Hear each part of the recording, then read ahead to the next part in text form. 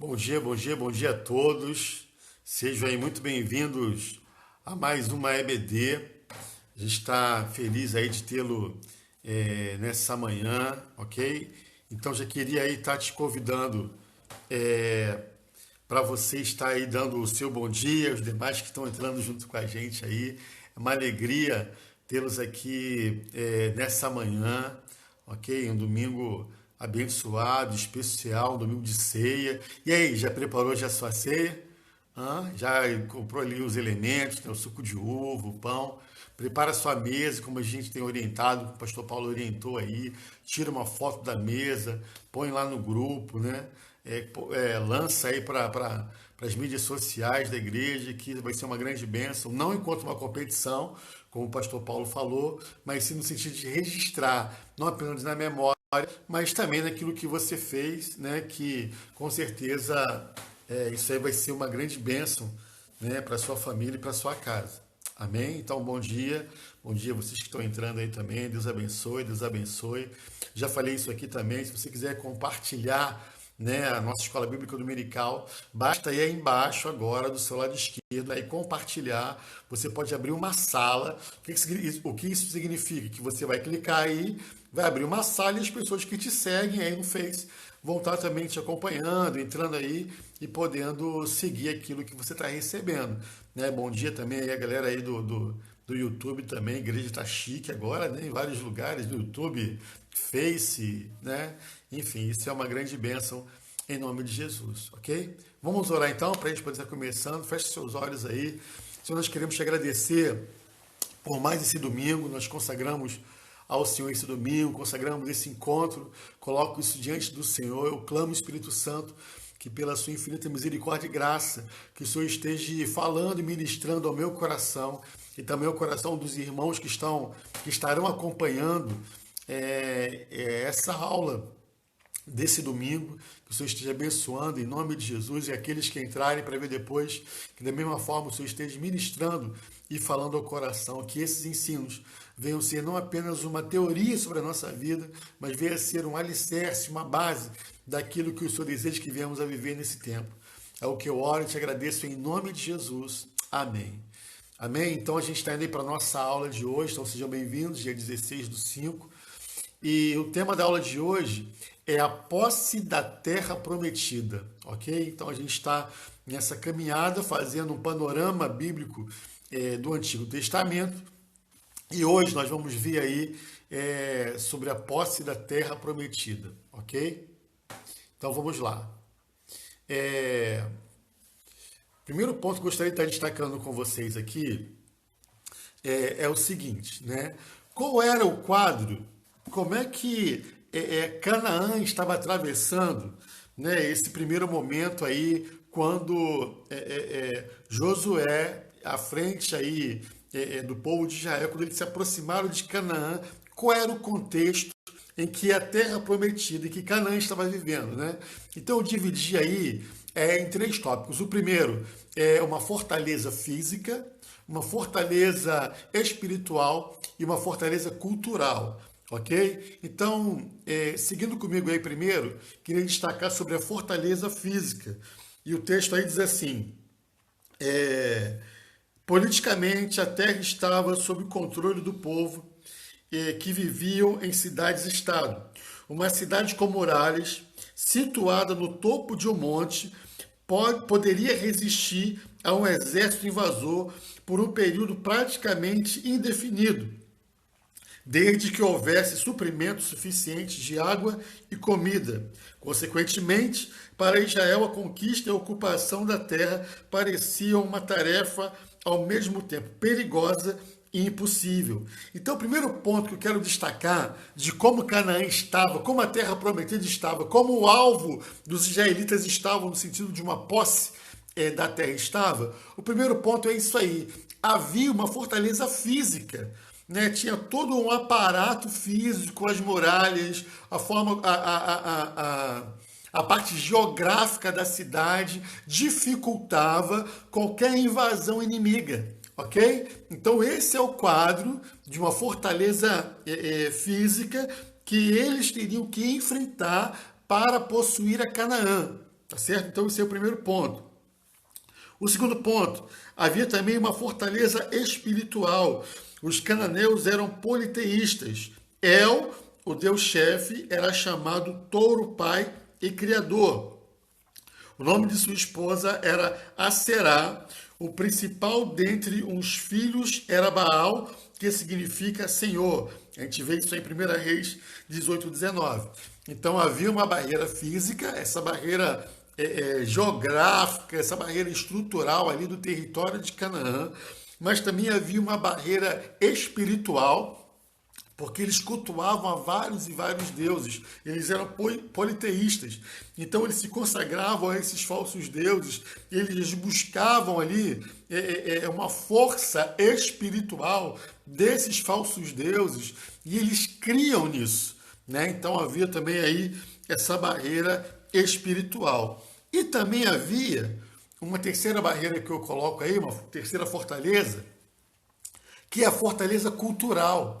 Arqueólogos encontraram evidências de que os povos de Canaã, no tempo de Josué, praticavam sacrifício de crianças, prostituição cultural e adoração de serpentes em seus ritos e cerimônias religiosas. Gente, eu quero destacar aqui, antes da gente ir para o texto bíblico, o que está falando aí que praticava o sacrifício de crianças e uma prostituição cultural.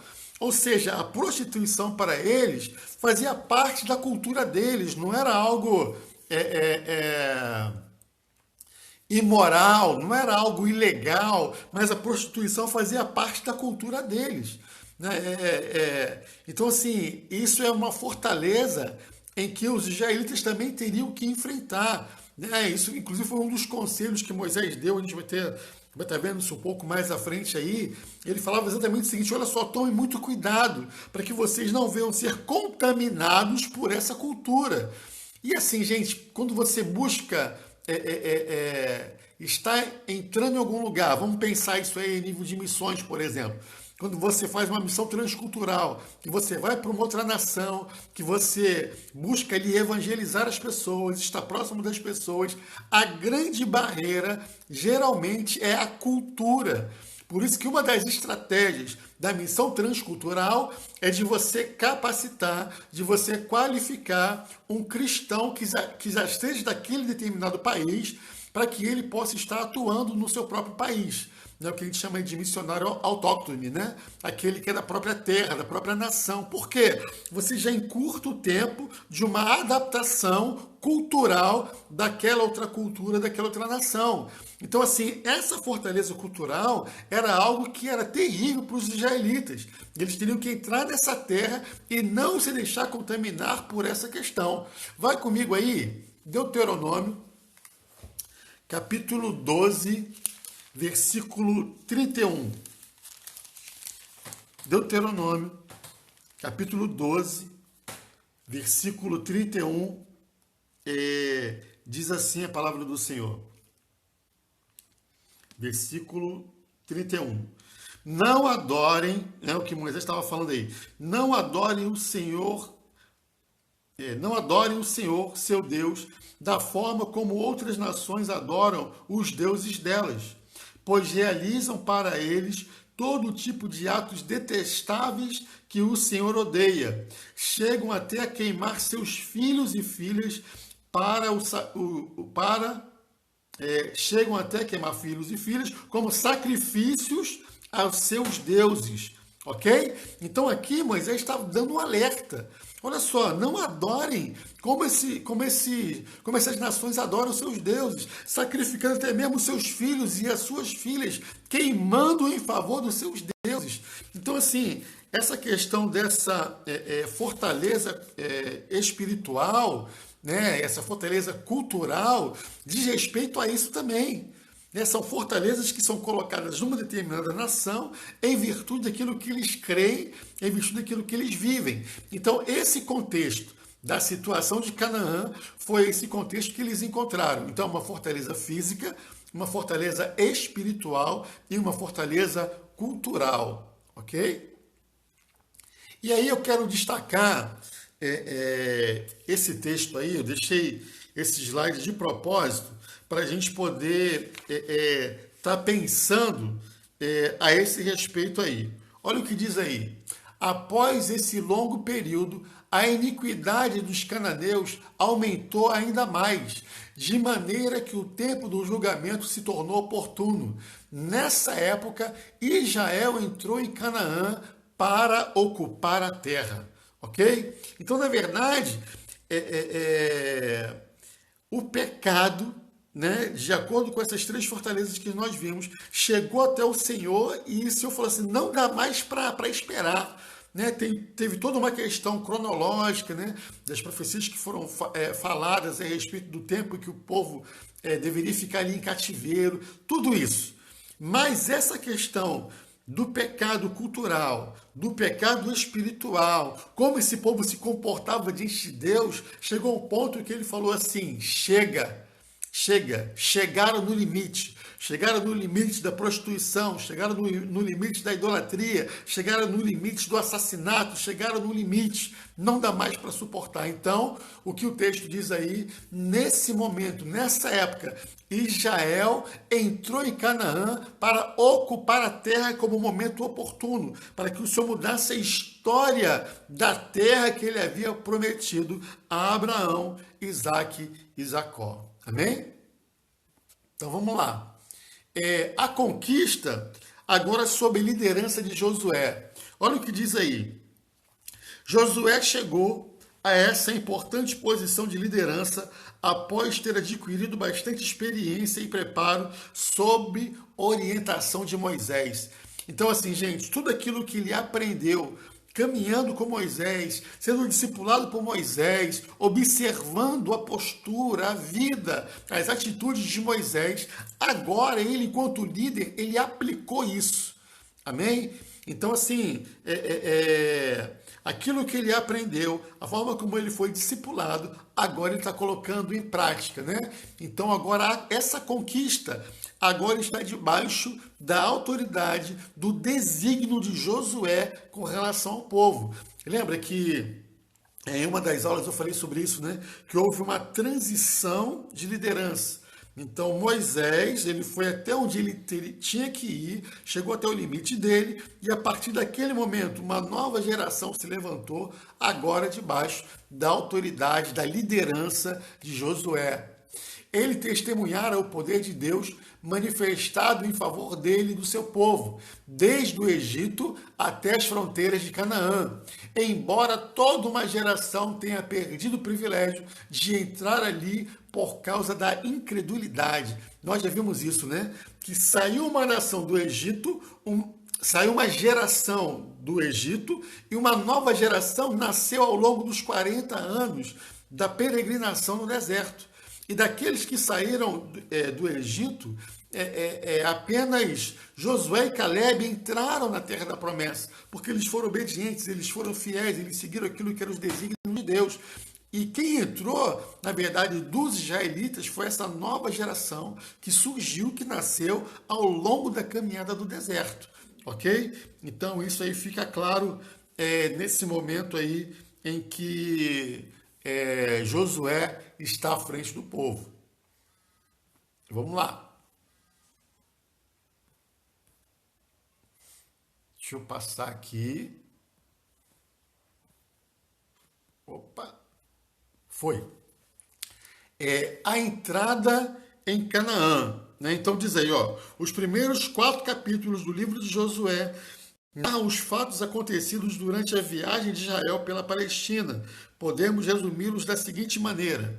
Primeiro, Josué assume a liderança. Então, isso aí está lá em Josué capítulo 1. Você conhece boa parte dele, né? Quando o Senhor se aproxima dele e fala assim, ó, seja forte, seja corajoso, meu filho Moisés está morto, agora eu vou ser contigo. Então, Deus dá ali uma palavra de ânimo, uma palavra de motivação, falando que estaria com Josué. Então, a gente observa e vê isso aí no capítulo 1. Depois, a história dos 2 espias enviados a Jericó está descrito no capítulo 2. A passagem pelo Jordão está descrito no capítulo 3. E os memoriais que Josué foi levantando durante essa caminhada ali, né, antes de entrar em Canaã, está descrito aí no capítulo 4. Eu quero destacar dessas 4 referências aí, 2 textos. Eu queria que você abrisse comigo lá em Josué, capítulo 2, versículo 9. Josué, capítulo 2, versículo 9. Depois a gente vai ler o 11. Achou aí? Glória a Deus. Então, Josué 2, 9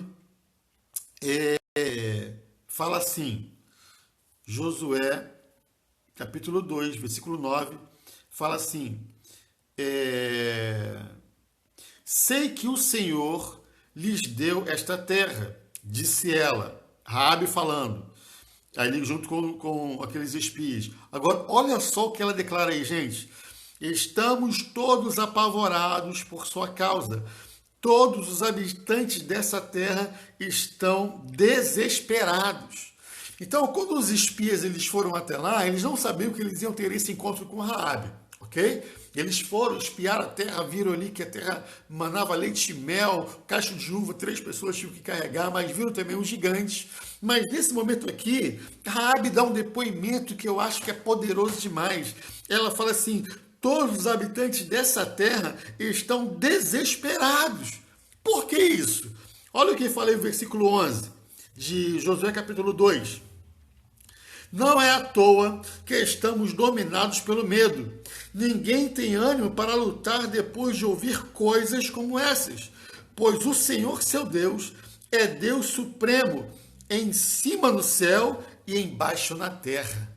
Então, olha só que Raabe está falando. Nós ouvimos falar muito do Deus de vocês. E reconhecemos que Ele é um Deus supremo no céu e na terra. Eles ouviam falar acerca dos milagres que o Senhor havia feito da libertação do povo do Egito. Então, assim, eles sabiam da história do povo.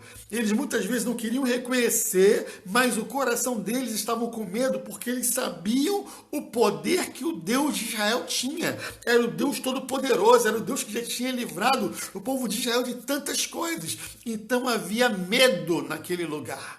Ok? Então, eu quero destacar isso aí, e ela reconhecendo que o seu Deus é um Deus supremo. Ok? Fala com essa pessoa que está do seu lado aí na sua casa, aí, nessa sala, diante dessa xícara de café, desse pão quentinho com manteiga. Fala aí para ele, ó, nós servimos a um Deus que é o Deus Supremo, ok? Então esse discurso aí foi importante. Os espias observaram isso nessa questão aí de Canaã, ok? Isso é muito tremendo. Vamos prosseguir aqui. Então é isso foi uma coisa muito tremenda que a gente observa aí. E olha o que fala aí agora sobre a questão da travessia. Como é que foi essa travessia aí, ó? A travessia miraculosa pelo Jordão deve ter deixado todos os israelitas daquela geração cientes da intervenção divina em seu favor. Eles erigiram 2 memoriais de 12 pedras, um no Jordão, ou próximo dali, e outro em Gilgal, para lembrar as futuras gerações desse grande acontecimento. Amados, fique imaginando aí, eles passando ali pelo Jordão, né, com os pés secos, como é que essa travessia foi muito maravilhosa, porque, lembrando aqui mais uma vez, a geração que saiu do Egito viu o Mar Vermelho se abrindo, ok? Só que agora, muitos desses que estavam ali diante do Jordão, quase entrando ali na Terra Prometida em Canaã, eles não tiveram a experiência do Mar Vermelho, ok? Então, assim, o Senhor deu agora para eles uma experiência semelhante à experiência que a geração que saiu do Egito teve. Então, eles ficaram, assim, extremamente felizes, extremamente espantados com aquele milagre grandioso que foi o Senhor interromper ali o Jordão para que eles pudessem passar com os pés secos. Ok? Abra comigo aí em Josué capítulo 5. Josué capítulo 5. O versículo 12. Achou aí? Josué, capítulo 5, versículo 12. E assim, gente, essa passagem eu acho muito linda, preste atenção nisso. Josué 5,12 fala assim: no dia em que começaram a comer das colheitas da terra, o maná deixou de cair, e nunca mais apareceu. Daquele momento em diante, os israelitas passaram a se alimentar do que a terra de Canaã produzia. Ok? Então, quando eles atravessaram o Jordão, o maná cessou. Por quê? O significado da palavra maná é isso, né? O que é isso? Não tinha uma descrição muito apropriada daquilo que eles estavam se alimentando. Então eles estavam comendo do pão que descia do céu, tá certo? Mas eles não sabiam ali o que era, que propriedade tinha aquilo. Então eles viviam o milagre de serem ali supridos por Deus, de se alimentarem daquilo que Deus estava favorecendo, mas por outro lado eles não tinham esse contato apropriado com a provisão, com a alimentação deles. Quando chega aqui, o Senhor faz um divisor de águas. A partir de agora, vocês herdarão a terra. E tudo aquilo que vocês plantarem nessa terra, vocês serão supridos por essa terra. Agora vocês viverão um milagre que vai fazer parte de uma relação entre nós. Agora não vai ser apenas um milagre que eu faço do céu para a terra enviando maná, mas a partir de agora vocês vão cultivar o milagre, vocês vão tocar no milagre, vocês vão perceber como vocês podem estar plantando, cuidando dos animais e vendo a minha bênção em cima daquilo que vocês estarão fazendo. Ou seja, a partir desse momento, quando eles entrassem na terra prometida, eles passariam a viver agora um milagre palpável e um milagre compartilhado com Deus. Amém? Isso aqui é muito tremendo. Então cessou o maná para que um novo momento eles pudessem estar vivendo, agora vivendo o milagre de Deus na terra que o Senhor havia prometido aos patriarcas. Ok? Então assim, amados, é fundamental a gente poder entender que nós vivemos em níveis de relacionamento com Deus. Ok? Então assim, nós começamos na fé tendo ali um alimento líquido, né? Mas chega um ponto que o alimento é sólido, é um alimento que é mais consistente. Então Deus agora estava enviando eles aqui para um novo nível de relacionamento, um novo nível de dependência, um novo nível de eles pudessem ver o milagre ocorrendo diariamente, constantemente, agora na frente deles. Ok? Então esse versículo eu acho muito tremendo. Cessou o maná e a partir de agora eles iriam se alimentar daquilo que a terra da promessa iria estar fornecendo para eles, ok? E aí eu quero destacar com vocês agora 4 acontecimentos narrados na Bíblia que nos mostram que toda a nação de Israel tinha consciência de que havia chegado à terra prometida. Amados, isso aqui também é lindo. Na Bíblia tudo é lindo, né? Mas eu quero destacar isso aqui. Eles caminharam durante aí 40 anos pelo deserto, vivenciaram várias coisas, tinham a proteção através da nuvem, através da coluna de fogo, eles tinham tudo isso. Tinham ali uma expressão de Deus através do tabernáculo, né, que Moisés ele construiu. Eles tinham uma série de experiências, mas eles tinham um alvo, que era chegar à terra prometida. Agora a questão é, como eles saberiam que eles estavam chegando na terra prometida? Como eles saberiam aquela terra que era a terra para eles tomarem como posse, como herança de Deus?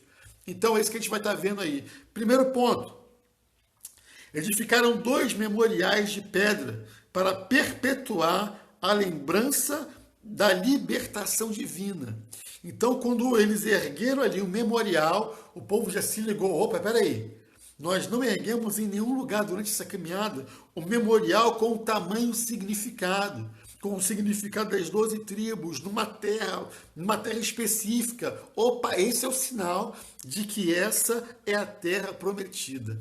E aí, amados, nós podemos, até hoje, erguer memoriais na nossa vida, ok? De repente, o que são memoriais? Aquilo que você levanta para que você possa guardar na sua memória aquilo que você está vivendo em Deus, ok? A gente está fazendo aí um memorial aí, né, da nossa filha, de Sara, de alguns momentos. E é tão agradável quando a gente está pegando algumas fotos antigas, assim, lembrando da história. Então, memorial é para você lembrar da história. É para você entender que teve todo um percurso, tudo aquilo que você foi forjando ao longo do tempo, né? E aí você vê aquele memorial te traz memórias que geram em você esperança. Lembra lá de Jeremias, né, quando ele disse isso lá em Lamentações, capítulo 3?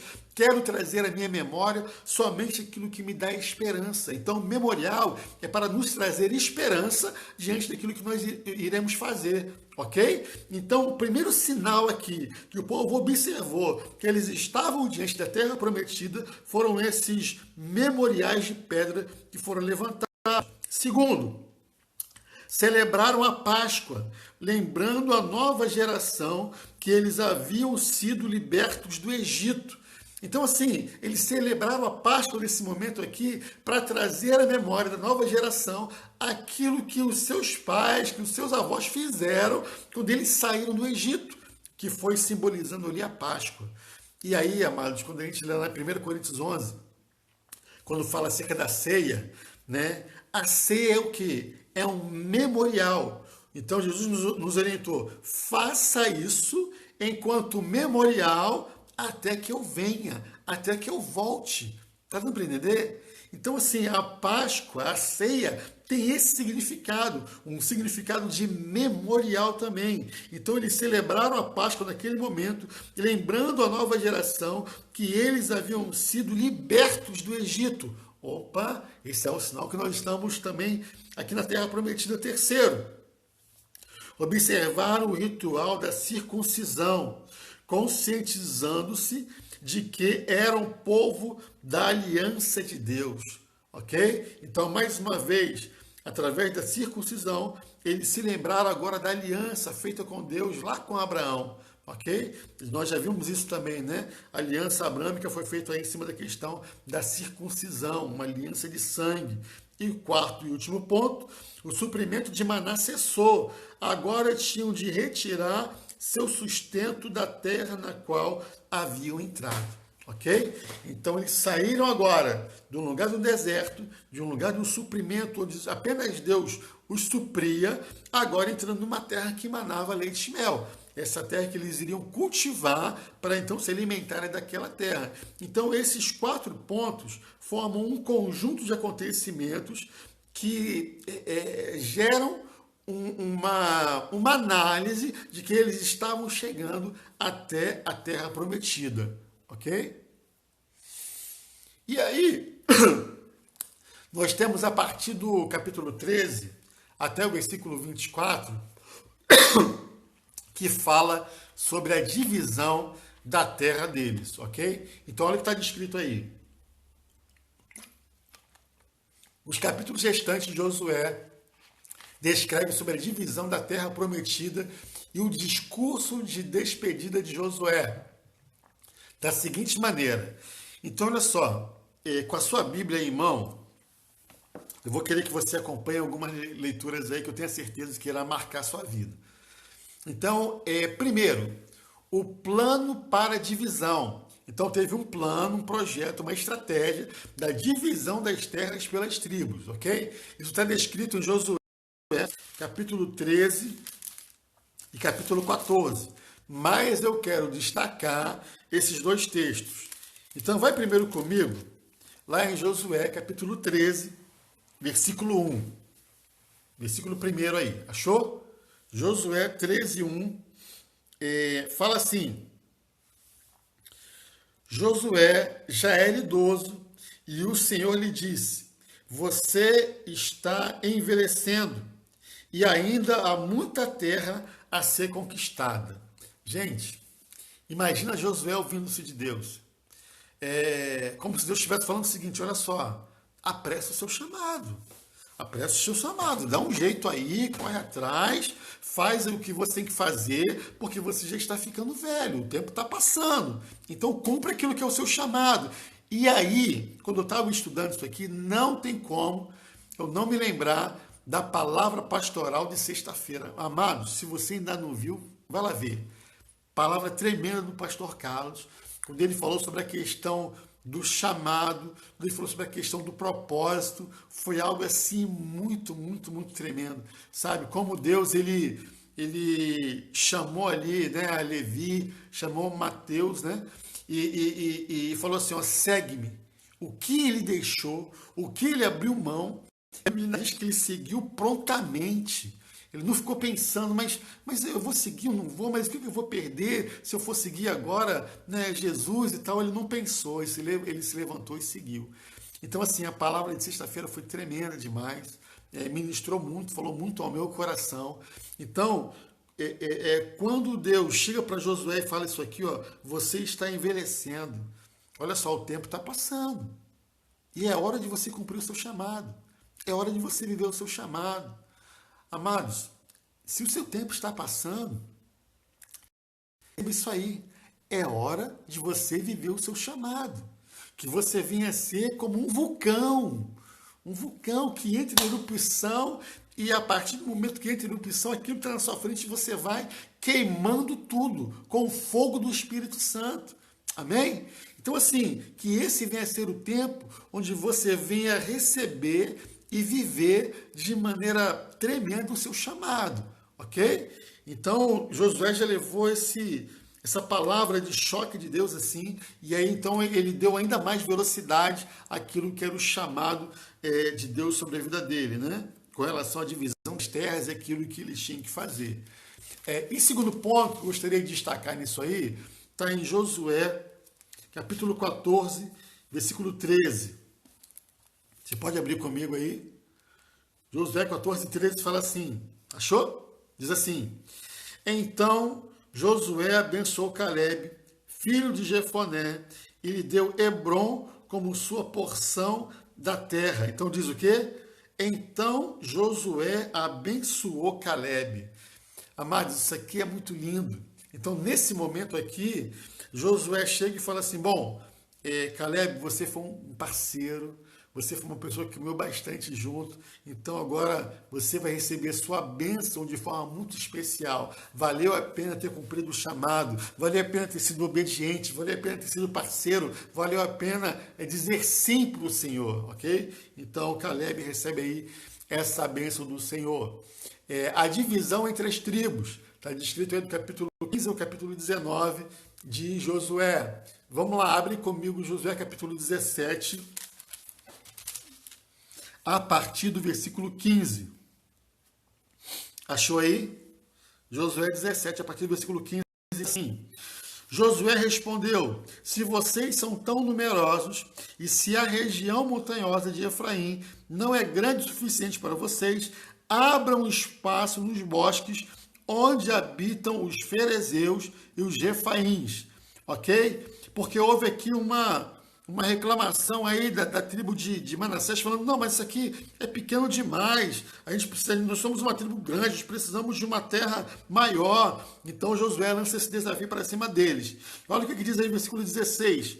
Os descendentes de José disseram, é verdade que a região montanhosa não é grande o suficiente para nós, mas todos os cananeus do vale, tanto os de Bet-San e dos povoados ao redor, como os do vale de Gigil, têm carros de guerra com rodas de ferro e são fortes demais para nós. Então eles falando assim, não, legal, nós vamos ocupar essa terra, só que olha só o que tem nessa terra, o exército é poderoso demais, eles têm ali carros de guerra com rodas de ferro, eles são fortes demais para nós. Amados, olha só o que Josué fala. Então Josué disse às tribos de Efraim e de Manassés, os descendentes de José, uma vez que vocês são tão numerosos e fortes, receberão mais de uma porção. Os bosques na região montanhosa também serão seus. Abram todo o espaço que desejarem e tome posse dos seus limites mais distantes. E, embora os cananeus dos vales sejam fortes e tenham carros de guerra com rodas de ferro, vocês conseguirão expulsá-los. Vocês conseguirão expulsá-los. Vocês conseguirão expulsá-los. Ah, eu estou assim com algumas dificuldades, alguns inimigos, e está uma luta. Eu quero dizer, você irá vencer sua luta. Você irá expulsar os inimigos, você irá vencer, independente das circunstâncias, independente daquilo que estiver diante de você. Vai, tome posse daquilo que Deus te falou. Ah, eu estou aqui num lugar de aperto, o que é que eu vou fazer? Toma as Campinas. Ah, mas lá tem inimigos com carro de ferro. Não tem problema. Você vai transformar os carros de ferro em estantes de ferro para você. Oh, glória a Deus. Dá uma glória a Deus aí. Amém? Então, Josué, ele tinha isso na liderança dele. Ele era uma pessoa que motivava, que fazia as pessoas crescerem e avançarem. Amém? E uma outra questão, vá comigo rapidinho aí. Josué capítulo 19, porque eu tenho uma surpresa para você daqui a pouquinho. Não sai daí não, hein? Josué 19, versículo 49. Olha o que fala aí Josué 19, 49. Depois de todo o território havia sido repartido entre as tribos, os israelitas deram a Josué uma porção de terra como herança no meio deles, pois o Senhor tinha dito que ele poderia receber qualquer cidade que quisesse. Ele escolheu Timnat-Sera, na região montanhosa de Efraim. Ali reconstruiu a cidade e habitou nela. Amém? Então essa foi uma grande bênção. As pessoas reconheceram a liderança de Josué, ok? Falaram assim, Josué, você vai habitar aqui em nosso meio. Habite o lugar que você quiser. Né? Deus faz isso com a gente vai permanecendo fiel a Ele, vamos fazendo tantas coisas ali debaixo da direção, da vontade, do querer dele. Chega uma hora que Ele fala assim, olha só, o que você quer? O que você quer? Se Deus te perguntasse hoje, o que você quer? Né? Que você possa escolher e viver aquilo que Deus tem preparado para a sua vida, amém? Vamos lá, as cidades dos levitas e de refúgio, está descrito aí do capítulo 20 ao 21, rapidamente, vai comigo aí, 21, 45. Só esse versículo aí. Diz assim, versículo 45. Nenhuma das boas promessas que o Senhor fez à família de Israel ficou sem se cumprir. Tudo o que ele tinha dito se realizou. Tudo que Josué disse, através da vontade de Deus, se realizou. Repita aí comigo. Vamos lá. 1, 2, 3. Tudo que Deus falou ao meu respeito irá se realizar. Mais uma vez, tudo o que Deus falou ao meu respeito irá se realizar. Você crê nisso? Então dá um glória a Deus aí, crê nisso. Eles chegaram nesse momento aqui em que Josué falou isso. Tudo aquilo aquilo que Deus falou, se realizou sobre a sua vida. Ok?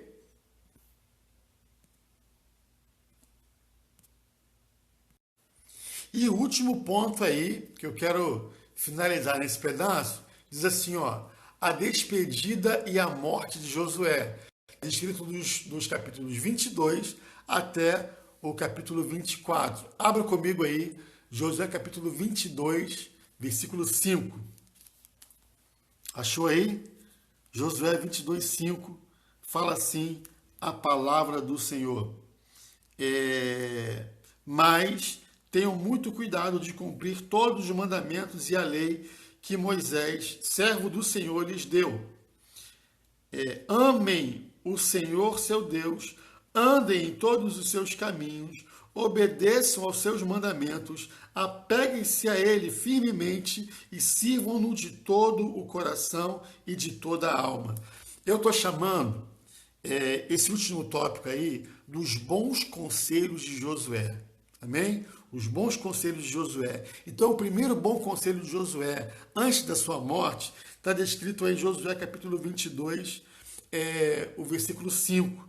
Então, ele fala, amem o Senhor, seu Deus, andem em todos os seus caminhos, obedeçam aos seus mandamentos, apeguem-se a ele firmemente e sirvam-no de todo o coração e de toda a alma. Ok? Um outro bom conselho de Josué, vai lá comigo no capítulo 23, versículo 11. Josué 23, 11. Achou aí? Eu quero muito que você leia na sua Bíblia, ok? Isso aí é importante você se apropriar da sua Bíblia, você grifar a sua Bíblia, ok? Mais do que você só ouvir, acompanhe um estudo, acompanhe uma pregação com a sua Bíblia, ok? Isso aí é bênção. Então, Josué 23:11 fala assim: portanto, dedique-se com empenho a amar o Senhor, seu Deus. Então, ele está falando aqui, ó, um outro bom conselho de Josué antes dele morrer. Dedique-se com empenho a amar o Senhor, seu Deus. O quanto ele via, o quanto foi importante para a vida dele, para o ministério dele, para o chamado dele, para ele cumprir o propósito de Deus, esse relacionamento de intimidade e de amor com Deus. Teve alguns momentos em que todos corriam, todos se afastavam de Moisés. As pessoas falavam assim: não, Moisés, vai lá, se relaciona você com Deus, vê lá o que ele tem para a nossa vida, seja você o nosso intercessor. Ah, não, Moisés, nós não temos essa capacidade. Olha só, ele se apresenta ali como raio, como trovão, então para a gente não dá. Mas uma das pessoas que seguia com Moisés, sem medo, era Josué. Deu para entender? Ele se aproximava junto com Moisés na tenda do encontro. Amém? Então ele está passando isso aqui para o povo. Gente, eu vi de perto. Eu vivenciei isso no meu discipulado. Eu vivenciei isso junto com o meu discipulador. Ele tinha uma intimidade com Deus. Ele tinha um amor por Deus. E é isso que eu quero que vocês tenham também. Isso vai fazer com que vocês tenham força, com que vocês continuem perseverando e vivendo os propósitos de Deus para a vida de vocês. Então, amem o Senhor, tenham empenho nisso e amem o Senhor, seu Deus. Amém? E por último, eu quero ver com você aí Josué 24, apenas o versículo 29. Achou aí? Josué 24, 29. Fala assim a palavra do Senhor. Depois de algum tempo, Josué, filho de Num, servo do Senhor, morreu aos 110 anos. Amém? Então Josué morreu aos 110 anos, fazendo, trabalhando e sendo efetivo na obra do Senhor. Ok? Então nós estamos vendo a respeito da posse da terra prometida. Ok? No próximo encontro, nós seguiremos nessa mesma lição, nessa mesma temática da aula, falando sobre a posse da terra prometida, ok? Sabe por que nós vamos fazer isso só na próxima aula? Porque agora vocês terão uma surpresa. Olha só, gente, agora não é hora de ninguém sair. Agora ninguém vai ao banheiro, agora ninguém bebe água, agora ninguém faz nada, que eu tenho uma surpresa para vocês. Presta atenção na surpresa. Tá aí a surpresa, ó. Amor não é aquilo que faz teu coração palpitar e te deixa sem resposta. O nome disso é prova surpresa. Aê, glória a Deus! Vamos fazer agora uma prova surpresa, ok? Não sai daí não, Tô vendo aqui, né, aí nos comentários, o pessoal tá meio agitado. Não sai daí não. Prova surpresa, ok? Quais vão ser os critérios dessa prova surpresa? Presta atenção aí.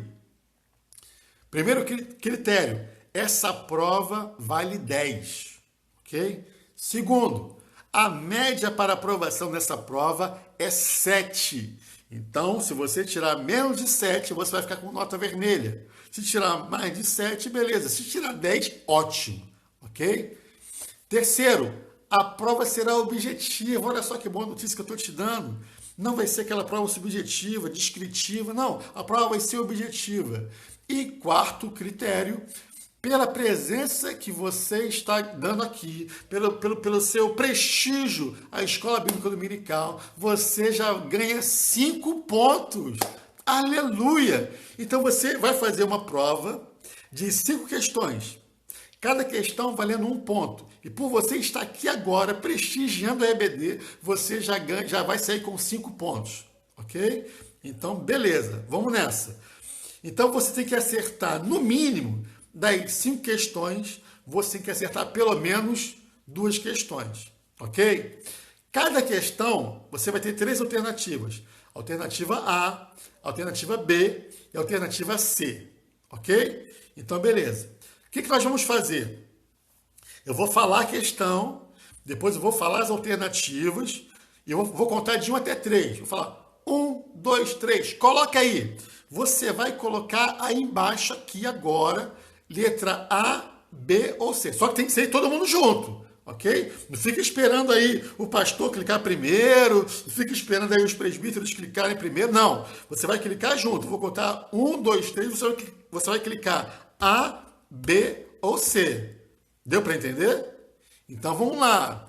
Primeira questão. Que rufe os tambores. Questão 1. Qual o sinal da aliança de Deus?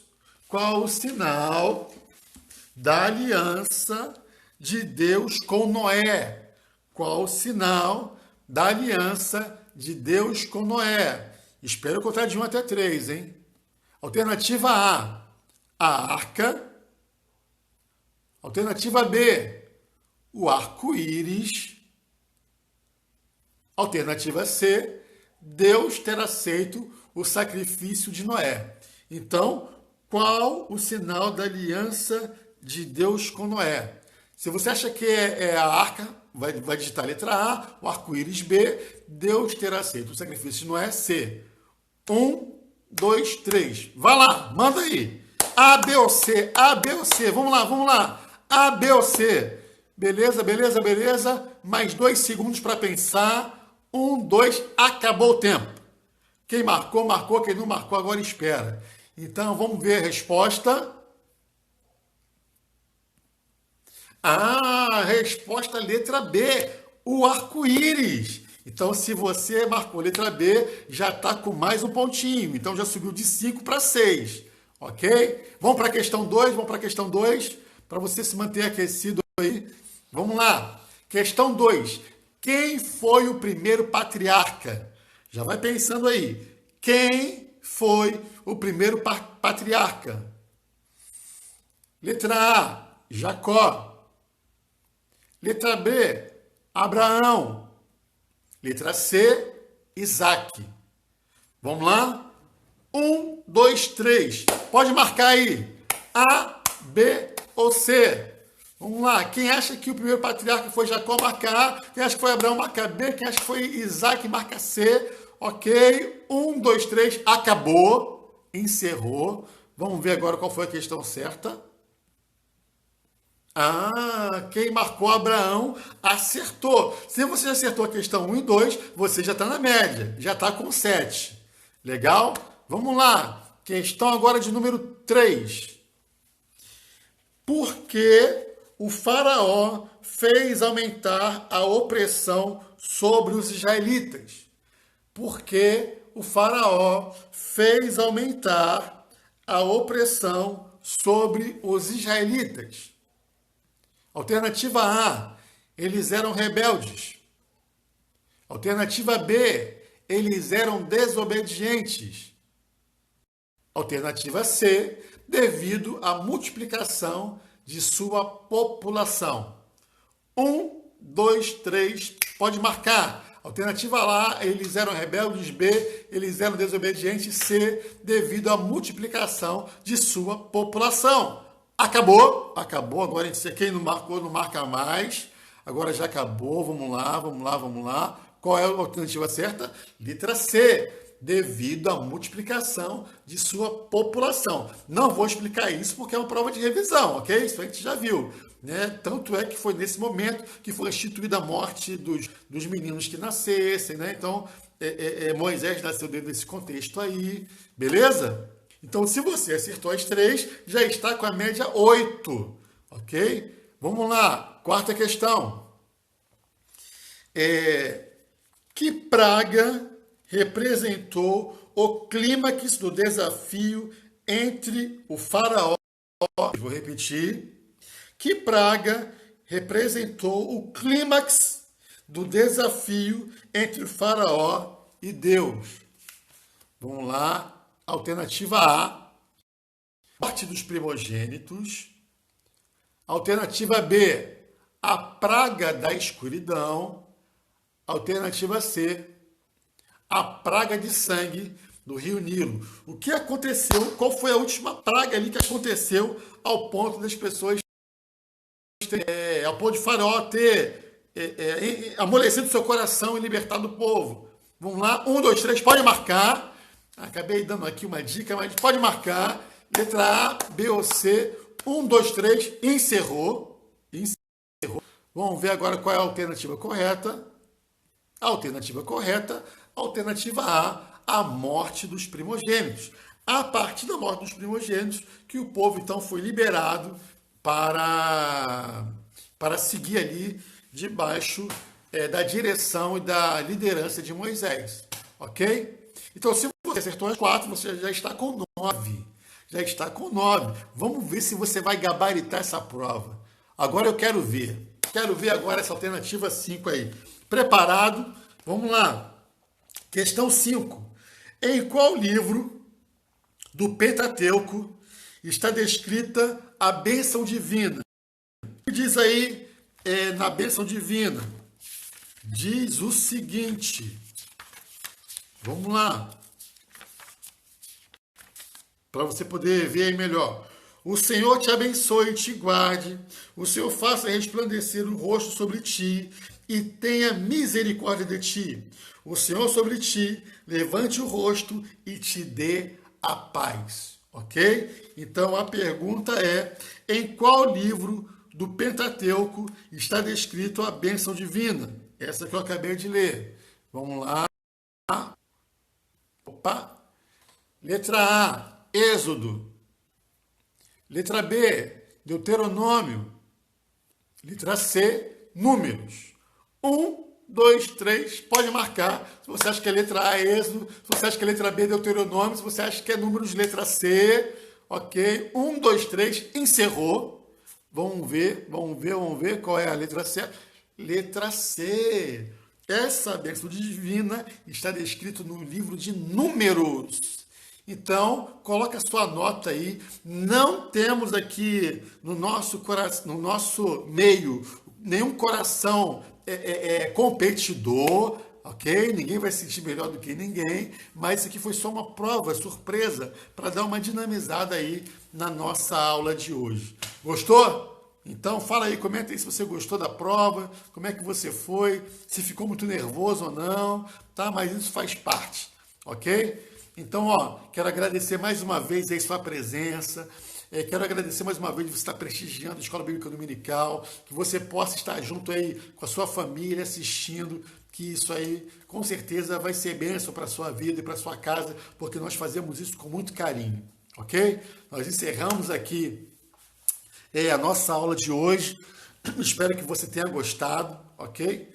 E até a próxima EBD aí, no próximo domingo, às 10 horas da manhã, em nome de Jesus. Amém? Lembrando, culto dessa noite, às 19 horas, com a ceia do Senhor. Então, prepare a ceia. Você vai estar preparando a ceia na sua casa de maneira muito especial, registrando com uma foto aí da mesa, colocando aí no grupo da igreja. Também nós vamos estar abrindo aí o grupo no final do culto. Então já fica esse dia aí orando, sabe? Clamando pelo culto de hoje à noite, que vai ser aí uma grande bênção. Eu creio nisso, em nome de Jesus. Amém? Vamos orar? Senhor, muito obrigado por essa manhã, muito obrigado por esse domingo, muito obrigado por esse dia lindo que o Senhor fez para as nossas vidas e que possamos, enquanto família, Senhor, permanecermos juntos durante todo esse dia e que o Senhor continue falando e ministrando ao nosso coração, Senhor. Nós te louvamos, te bendizemos, te exaltamos e muito obrigado, porque nós cremos que a sua mão forte e poderosa está estendida ao nosso favor, está estendida sobre a nossa família, sobre a nossa casa. Nós te agradecemos por isso, em nome do Senhor Jesus. Que o Senhor esteja nos guardando, Senhor, para esse culto de hoje à noite. Nós iremos convidar algumas pessoas para estarem participando junto. Nós já oramos e declaramos que no culto de hoje à noite haverá cura, haverá salvação, haverá libertação, haverá reconciliação, em nome de Jesus, porque o nosso coração, Senhor, tem se aquecido nesse sentido. Nós clamamos, Senhor, mostra-nos o lugar, mostra-nos o lado em que nós devemos lançar a rede para que venha um grande grandes peixes, Senhor, para que venham grandes peixes. Nós temos clamado por isso nesse tempo, por salvação, por cura, por restauração, por reconciliação. Nós clamamos e te agradecemos por tudo que o Senhor já fez, tem feito e há de fazer em nós e através de nós. É o que nós oramos e te agradecemos em nome de Jesus. Amém e graças a Deus. Amém, meu amado? Beijão no seu coração, um excelente domingo, um bom almoço e mais tarde nós nos encontraremos para a honra e glória do Senhor. Amém? Deus te abençoe. Tchau, tchau.